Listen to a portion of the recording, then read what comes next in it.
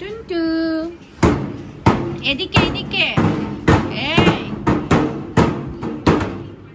এই টুনটু আসো একটু হাঁটো হেঁটে হেঁটে আসো হাঁটে হেঁটে বাবা দাও দাঁড়া আসো আসো আসো ও বাবা আসো আসো আসো আসো হাঁটি হাঁটি পাপা বন্ধ কর হাঁটি হাঁটি পাপা একটু বাবা আসো আসো আসো চলে আসো চলে আসো চলে আসো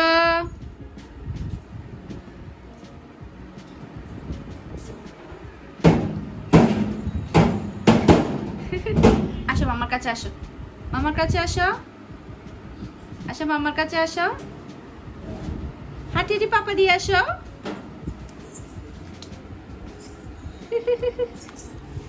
বাবা তুমি পেন নিতে চলে আসছো তুমি মামার কাছে আসো নাই তুমি পেন নিতে চলে আসছো জুন্টু মাম্মা মাম্মা কাকা বলো তো কাকা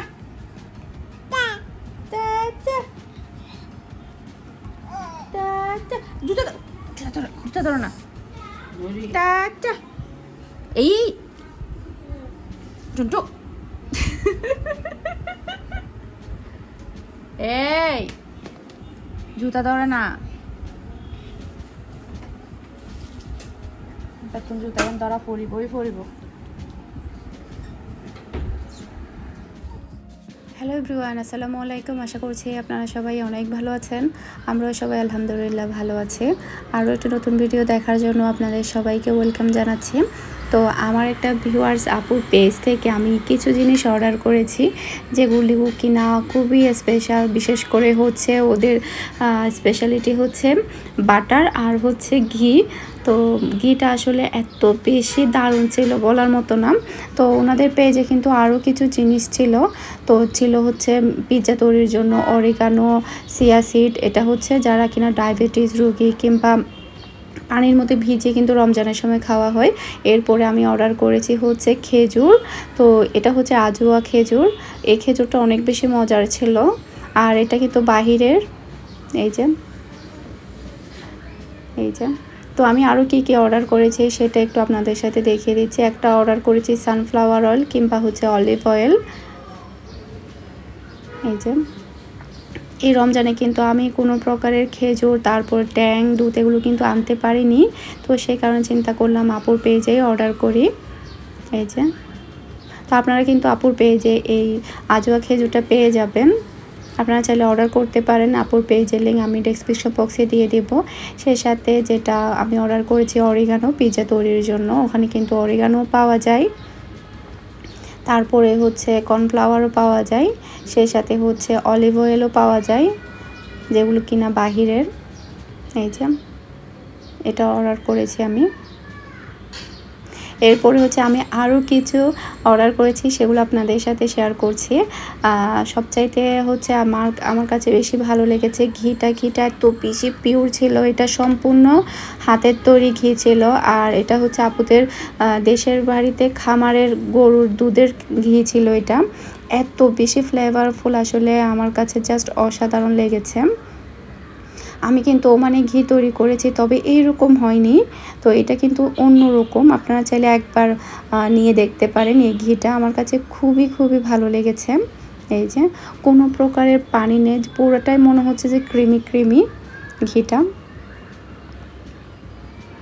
এই যে আর কালারটাও কিন্তু অনেক বেশি সুন্দর। আর এটা কিন্তু 100% অরিজিনাল হাতের তৈরি ঘি, একদম ফ্রেশ। আর যেগুলো কিনা খুবই নির্ভেজালভাবে তৈরি করা হয় সেগুলোর প্রাইস কিন্তু একটু বেশিই থাকে। এই যে খুবই সুন্দর ফ্লেভার, আসলে ঘিটা দেখে আমার কাছে এত বেশি ভালো লেগেছে বলার মতো না। এই যে দেখতে পাচ্ছেন কালার আর টেক্সচার, আপনারা দেখলেই বুঝতে পারবেন। আমি আসলে এটা দেখার সাথে সাথে আপুকে মেসেজ করে বলছিলাম, আপু ঘিটা কিভাবে তৈরি করে।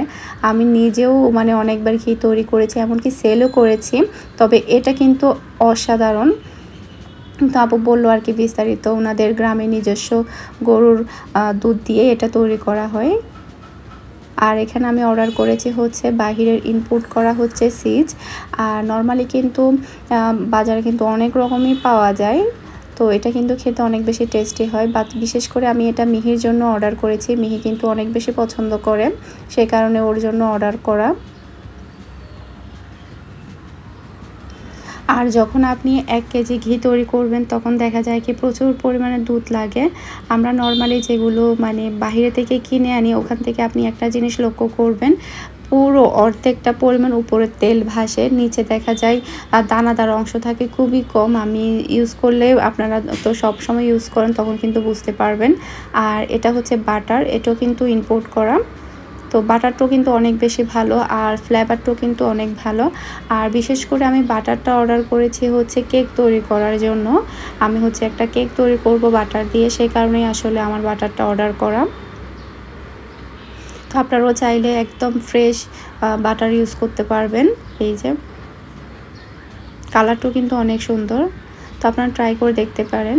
আমি লিঙ্কটা ডেসক্রিপশন বক্সে দিয়ে দিব। এই যে অনেক ভালো ছিল এটা। আর এটা দিয়ে যখন আমি কেক তৈরি করব সেটার রেসিপিও ইনশাল্লাহ আমি আপনাদের সাথে শেয়ার করব।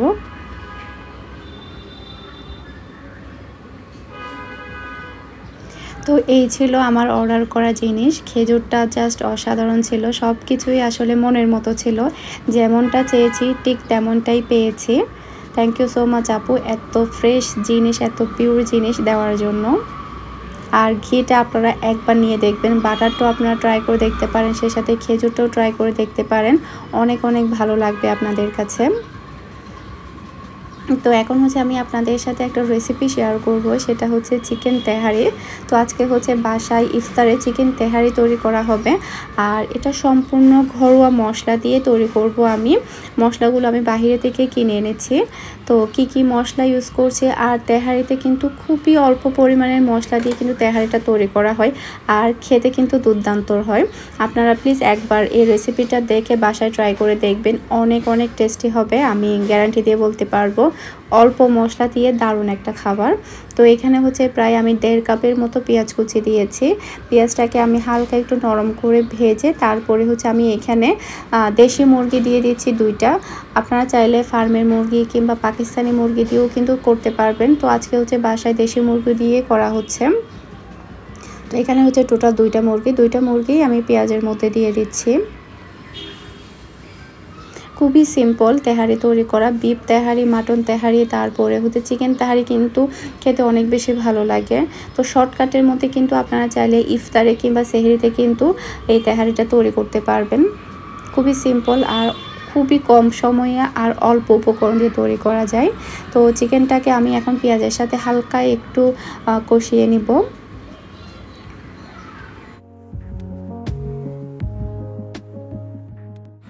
তো এখন হচ্ছে আমি চিকেনের মধ্যে আদা রসুন বাটাটা দিয়ে দিচ্ছি। আদা রসুন বাটা দেওয়ার পরে এটাকে আমি প্রায় আরও 5 মিনিটের মতো তেলের মধ্যে ভালোভাবে কষিয়ে নেব। এরপরে দিয়ে দিচ্ছি স্টার এনিজ 2টা, তারপরে দিয়ে দিচ্ছি স্বাদ মতো লবণ।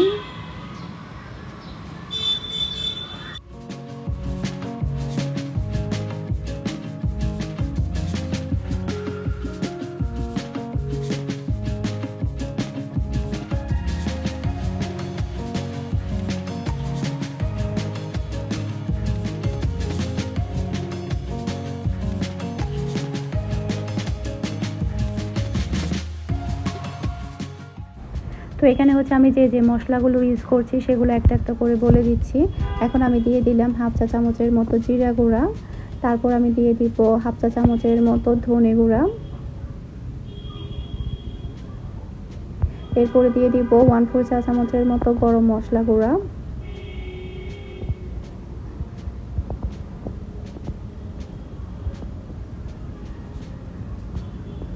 এখন আমি এর মধ্যে দিয়ে দিব জয়ফল আর জয়ত্রী গুঁড়া। জয়ফল আর জয়ত্রীটা হচ্ছে আপনারা গোটা মশলা কিনে এনে বাসায় পাউডার করতে পারবেন, আর এটা হচ্ছে আপনারা যে কোনো বড় দোকান কিংবা সুপার শপে পেয়ে যাবেন। আমি সুপার শপ থেকে নিয়ে এসেছি, বাসায় এনে জয়ফল আর জয়ত্রী দুটাকে একসাথে পাউডার করেছি। তো জয়ফল আর জয়ত্রীর গুঁড়া দিয়েছি আমি 1/2 চা চামচের মতো, 1/2 চা চামচ থেকে একটু কম, যেহেতু এখানে পরিমাণে বেশি, যেহেতু এখানে 2টা চিকেন। তো আপনারা যদি একটা চিকেনকে তৈরি করেন সেক্ষেত্রে আপনারা 1/4 চা চামচের মতো দিলেই হয়ে যাবে। আবার খুব বেশি অতিরিক্ত দিলে কিন্তু খেতে গন্ধ লাগবে, তো পরিমাণ মতো আপনারা দিয়ে দিবেন। এরপরে হচ্ছে এটাকে আমি ভালোভাবে সেদ্ধ করে নিব। আর আপনারা চাইলে এখানে আলুও দিতে পারেন ছোট ছোট কিউব করে। আমি হচ্ছে এখানে ছোট ছোট কিউব করে আলুও দিব, যেহেতু আমাদের বাসায় আলুটা খেতে সবাই অনেক পছন্দ করে। তারপরে হচ্ছে টেস্ট অনুযায়ী আমি এখানে কাঁচামরিচ দিয়ে দিলাম। তো এখানে কিন্তু আর তেমন কিছুই দিতে হবে না। আর হ্যাঁ, আপনারা কিন্তু এখানে টক দই ইউজ করবেন। আমার কিন্তু প্রথমে টক দইটা আমি দিতে ভুলে গিয়েছিলাম, শেষে আমি অ্যাড করেছিলাম, সেটা আবার ভিডিওতে আসেনি। তো আপনারা এখানে টক দই দিবেন। তো এরপরে হচ্ছে 2টা কিউব করে আমি আলু কুচি দিয়ে দিলাম। আর মাংসটা প্রায় সেদ্ধ হয়ে এসেছে। এরপরে হচ্ছে আমি মাংসর মধ্যে একদম কিন্তু কোনো প্রকার ঝোল রাখবো না, শুধু মশলার মাংসটা থাকবে।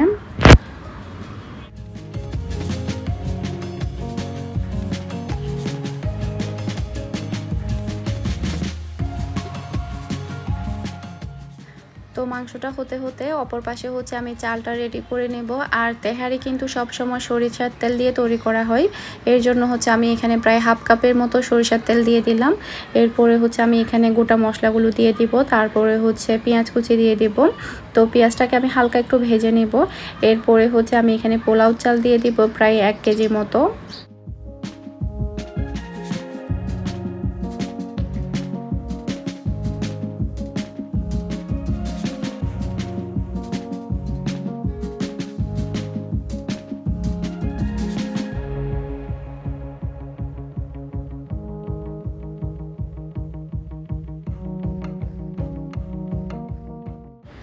তো এখন হচ্ছে আমি এর মধ্যে দিয়ে দিচ্ছি পোলাও চাল। পোলাও চালটা দিয়ে এটাকে একটু ভালোভাবে ভেজে নিতে হবে।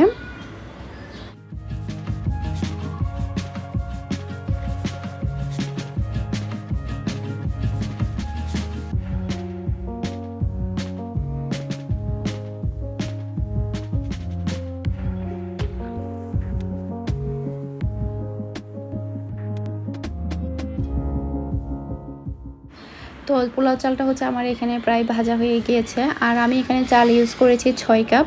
তো 6 কাপ চালের জন্য আমি এখানে টোটাল পানি দিচ্ছি হচ্ছে 9.5 কাপ। তো নর্মালি হচ্ছে ডাবল দেওয়া হয়, তো যদি চা পরিমাণ বেশি হয় তাহলে কিন্তু পানির পরিমাণটা একটু কম দিতে হয়। আর আমি এখানে 6-7টা মতো আলু বোখারা দিয়েছি। তারপর দিয়ে দিচ্ছি কাঁচামরিচ ফ্লেভারের জন্য শুধুমাত্র। এরপরে হচ্ছে স্বাদ মতো লবণ দিয়ে দিচ্ছি। এরপরে এটাকে ভালোভাবে মিশিয়ে একটু ঢাকনা দিয়ে ঢেকে রাখবো, যাতে করে পানিটা একটু শুকিয়ে আসে।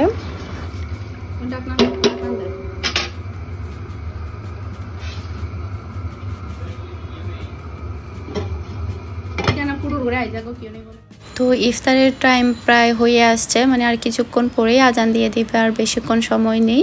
তো আলহামদুলিল্লাহ এরই মধ্যে কিন্তু সব কিছু রেডি হয়ে যাবে। আর এখানে কিন্তু তরমুজ কাটা হয়ে গিয়েছে, সালাদ করা হয়ে গিয়েছে, তারপরে হচ্ছে শরবত করা হয়ে গিয়েছে, সব রেডি, জাস্ট হচ্ছে মানে তেহারির অপেক্ষা।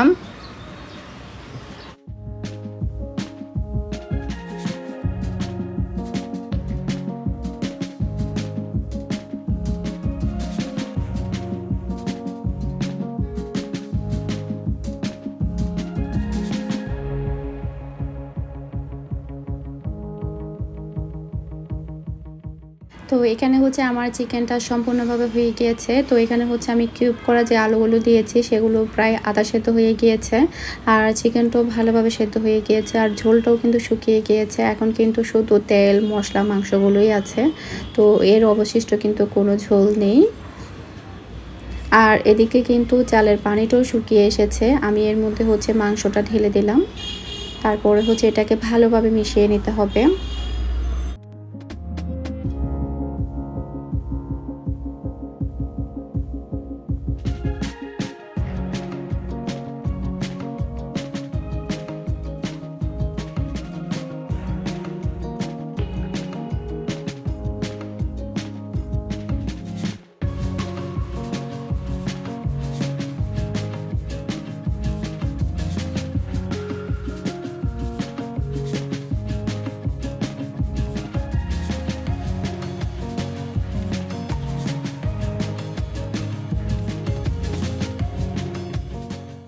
এখানে হচ্ছে আমার চাল আর মাংসটা ভালোভাবে মেশানো হয়ে গিয়েছে। তো খুবই সুন্দর একটা কালার এসেছে মাশাআল্লাহ, আপনারা দেখতেই পাচ্ছেন। তো এটাকে হচ্ছে আমি প্রায় 5 থেকে 10 মিনিটের মতো দমে দিব। এর মধ্যে কিন্তু এটা সুন্দরভাবে একদম পারফেক্টলি হয়ে যাবে।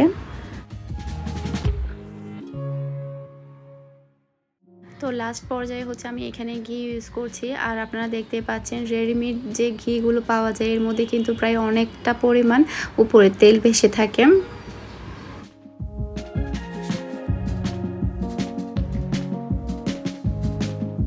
এটা কি মিহির ফেভারিট? হ্যাঁ। বেশি? হ্যাঁ। দাও। না দিব না। এটা মিহি খাবে আজকে একা? সবগুলো আমি আজকে। দেখা যাক খেতে পারো কিনা। আচ্ছা। সবাইকে একটু পরিচ্ছন্ন করে দিবে। পরিচ্ছন্ন করে দিবে সবাইকে। রাখো। তো এখন হচ্ছে আমাদের ইফতার রেডি, একদম লাস্ট পর্যায়ে কিন্তু এটা রেডি হয়েছে, যার কারণে কিন্তু ভালোভাবে ছবি ওঠানো হয়নি। আর আপনারা দেখতে পাচ্ছেন কালার কিন্তু জাস্ট অসাধারণ হয়েছে আর সবাই কিন্তু অনেক পছন্দ করেছে। তো আজকে হচ্ছে আমার শ্বশুরবাড়ি এলাকার যে ছেলেটাকে দিয়ে হচ্ছে আমার শ্বশুর শাশুড়ির জন্য ঈদের শপিংগুলো পাঠাবো, ও এসেছে। তো ওর জন্য হচ্ছে আর ইরফানের জন্য হচ্ছে আলাদা করে বাটির মধ্যে নিয়ে নিয়েছি। ওরা ড্রয়িং রুমে বসবে আর আমরা সবাই এখানে বসবো, ওরা দুজন ওখানে বসে খাবে। তো ওদের জন্য নিয়ে যাচ্ছি আমি।